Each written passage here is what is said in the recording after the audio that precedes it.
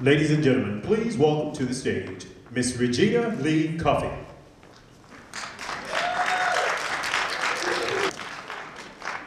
The question may be asked, who is she? She is a Christian woman motivated by a bold faith. She's a Christian woman looking up, for she's bound for a higher ground. Who is she? She is a Christian woman who looks to the hills, from whence cometh her help. For her help cometh from the Lord. She is one who has stood steady and steadfast through it all. No matter how long the journey, how cold the chill, how fierce the enemy, how few the friends, or how limited the resources, she has stood steady and steadfast through it all. She is wise and watchful as she has weighed the past against the present. She is a black woman who has been issued an ancestry which offers a legacy and causes us to pause and ponder today, what manner of woman is this? You see, she is the product of suffering, love, and sacrifice. For she is one who, like silver, must be captioned as sterling, for she is simply a diamond in the rough. Who is she? Oh, she is the third born of 9 children to Brother Miles and Sister Carolyn Lawhorn. She lived in Camden, South Carolina. Upon completion of high school and entering college, little Inez Howard recognized that she was definitely not going to be an athlete. And so she also realized that she had a sense of satisfaction and a real peace about dancing.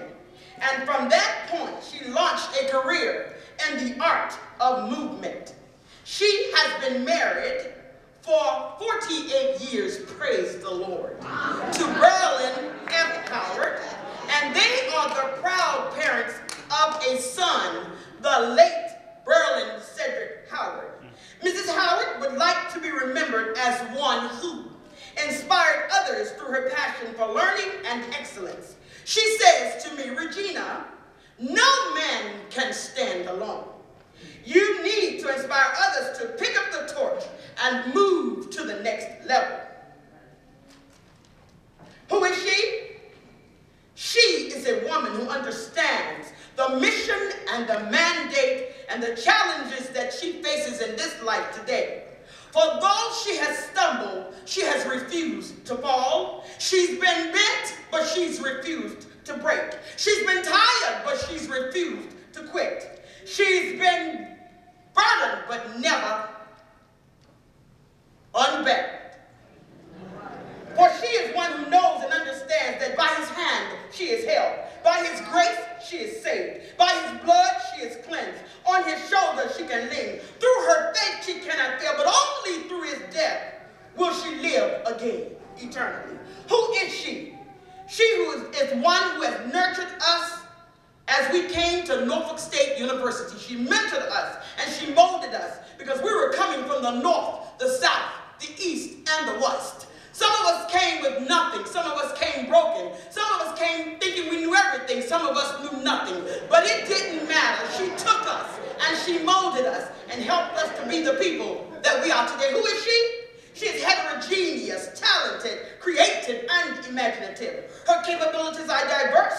Her talents are multivarious. And her qualifications and standards are excellent. And she is yet determined to achieve the victor's cup. And so you ask me on this evening, who is she? As described by some of the alumni dancers, she is a smorgasbord, meaning so much to so many different people. She's professionalism. She is dynamic. She's awesome. She's exceptional. She's a mover and a shaker. She's artistic. She's a teacher of dance and social graces. She would tell us, be strong, do anything you want to do, but always be a lady and a gentleman. She is a mother extraordinary. She has been instrumental to the foundation of growth. She's a humanitarian and a dance disciple. One dancer poetically and passionately writes, I am grateful for the opportunity afforded me as I observed, worked, and learned under the tutelage of a great humanitarian and dance disciple, Mrs. Inez Howard. She poured herself into each of us and would never settle for nothing less than our best. She could make something out of nothing, and her pride in the finished product became contagious. After she equipped us, she sent us out into the world to share what we had learned, either in performance, teaching, supporting, or promoting the interdisciplinary facets of dance as an art. We are definitely where we are today because of her hard work, her humor, her excellence, her beauty, her gracefulness, a love of dance, and an appreciation for the love and patience and sacrifice of our director, Mrs. Howard. You see, she's a thinker and a doer. She is one who has been asked to get the ball rolling or to stop the ball when it's been rolled too far. You see, she is a strong woman of substance who keeps coming, who keeps giving, who keeps pouring, who keeps loving us, who keeps motivating us, who keeps moving and keeps mentoring us. So this afternoon, I would tell you, let all who would look see, and all who would listen hear, for she is a phenomenal woman. Today's choice and today's challenge. I beg you to know her, receive her, pray for her and with her. She is none other than Mrs. Inez Howard. Miss Howard, dancers, please stand wherever you are. Miss Howard, this afternoon, we salute you, we love you, and we thank you. Our bond shall never be broken because you are simply the wind beneath our wings.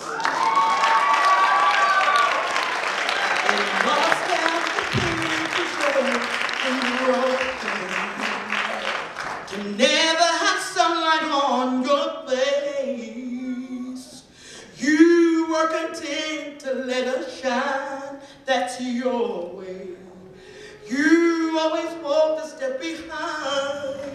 The dance exchange. We were the ones with all the glory that we held at Norfolk Theatre. You were the ones with all the strength. Before we moved to the beautiful place without a name. And it was just a logical transition for us.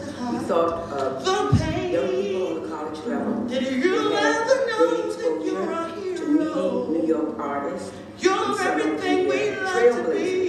In black dance. We are flying higher than an eagle, Lord. You are the wind. Well, the first year we had the Black College Dance Exchange, there were only 3 schools in attendance.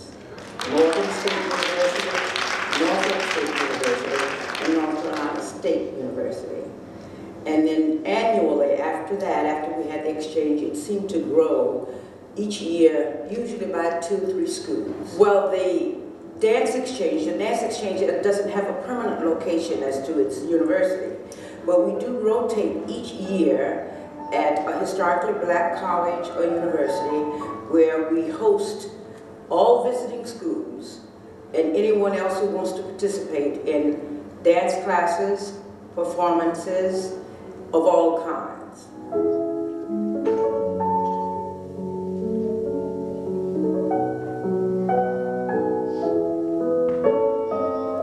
Well, first of all, when educating the students, we have to remember that first of all, I taught as a professor in the Department of Health and Physical Education. And there were students there who wanted to become professors in the athletics arena. But the Norfolk State University Dance Theatre was the group of students that I really got my greatest enjoyment of. And my idea of teaching is that we give them whatever is uncomfortable, and then they make the adjustment. Anything we want to do, we can do. If we just let go of the shackles and all of the fears that surround it, and then work hard and gain the level of expertise that we need to, with correct teaching and guidance.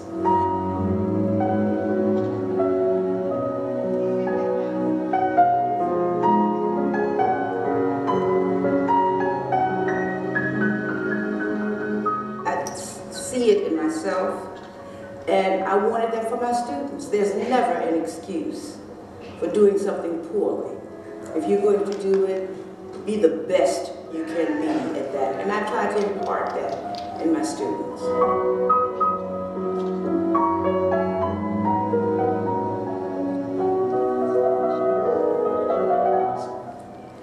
Well, after having attended a historically black university, I'm a graduate of North Carolina Central University, and the dance program at North Carolina Central were simply classes that were taught, technique classes that were taught, and performances and annual recitals.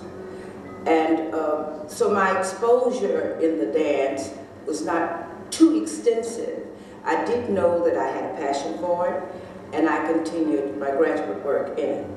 But I realized there was not a historically black institution who had a major in dance. So I was prepared to do somewhat the same thing that my teacher had done at North Carolina Central.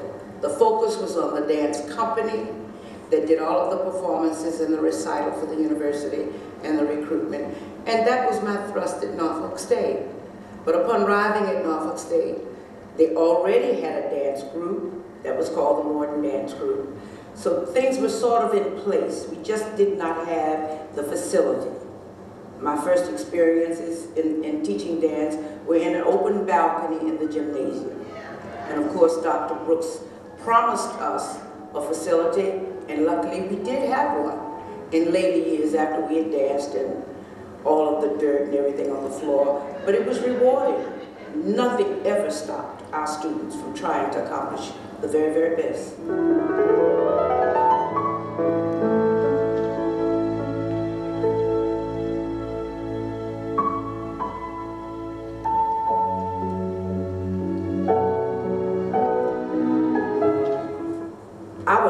In this instance, I would like to thank every dancer that I've ever come in contact with at Norfolk State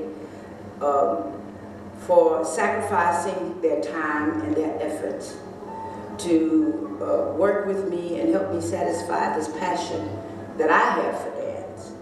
But there were some dancers who worked beyond what was comfortable to really acclaim the success for themselves. Some have gone on to become dancers, directors, teachers in all disciplines, because the company was made up of biology majors, English majors, history majors. So we have dancers who have worked with me in all disciplines, but all of them have worked very, very hard to accomplish what we needed to accomplish while we were together. Now, there have been persons like Albert Watson, who danced with the famed Alvin Ailey Dance Company, Diane Maroney Grigsby, who followed Albert to do the same thing. Now, I have several other dancers who are directors of their own dance companies.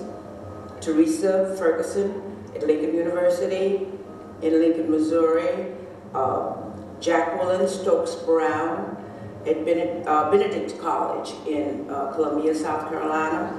There are others who are social workers. Diane Maroney, who now is at Grambling University, and Lorinda Cameron, who social worker. There's several people whose names, the long list of names over 40 years, I can't remember them all, but all of them made a real contribution to what I now enjoy as a reputation.